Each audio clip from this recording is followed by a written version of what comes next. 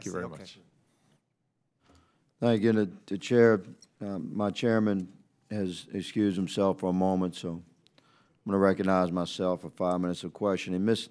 Van Cleave, just to clarify for the American people whom we serve, we're understanding today, and based upon the research of myself and my colleagues prior to this hearing, that the American people are funding through university grants. The federal government harvests treasure from the American people to fund university grants that go to research and development programs at our universities.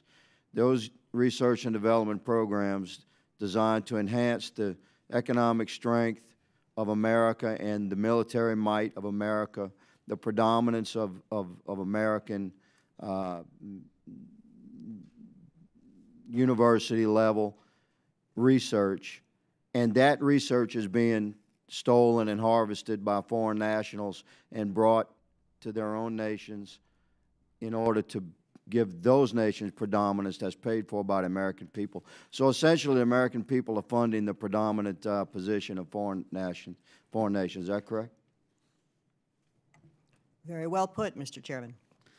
Let me ask you, regarding university grant applications for research and development, do those applications include any verification of policies or procedures that are in place at that university to protect intellectual properties and to confirm that they have cybersecurity systems in place, even general security systems in place? Does a grant application right now include any sort of confirmation that that university has the ability or even the intent to protect the research and development that we would fund through that grant? Certainly through classified research grants, I know very careful restrictions like that are in place. I think some of my other panelists can speak to open grants. Comment? Just as it relates to non-public, meaning, you know, when a pharmaceutical company goes to a research institute for collaborative research on, you know, cancer drugs, et cetera, there are extensive documents about what security measures they must put in place, non-disclosure agreements, et cetera. My understanding is for a number of federal programs that does not exist.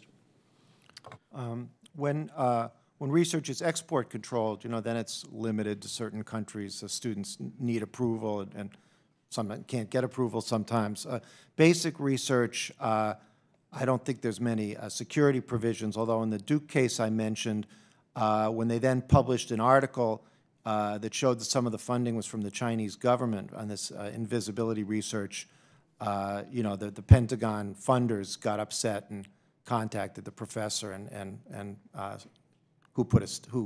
who ended that. So there are some monitoring there. Thank you for those answers. In my opinion, to my colleagues, I suggest that the grant applications should include some verification of the levels of training and awareness that we are certainly highlighting today.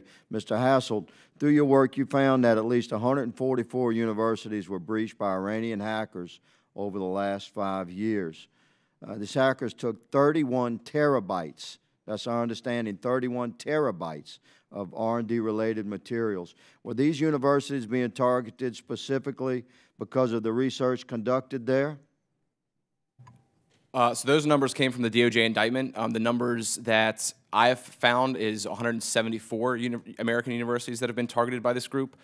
The firsthand observations I've been able to see is that the purpose of that targeting was to get access to the centralized academic databases that most American and most Western universities have access to exfiltrate research articles from those databases.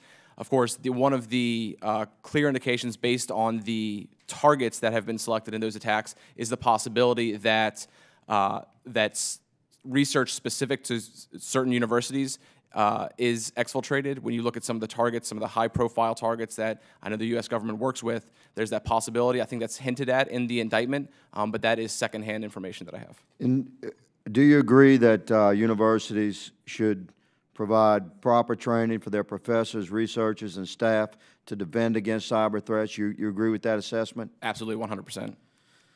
I would suggest to my colleagues that today's hearing has made clear the extent to which our nation's research and development is targeted and exposed, and witness testimony confirms this threat is real. We must ensure that universities are taking this threat seriously and understand the precautions being taken to safeguard their equities.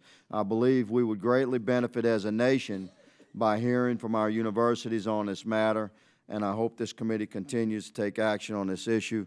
My time has expired. The chair recognizes Mr. Bonamici from Oregon for 5 minutes. Thank you very much.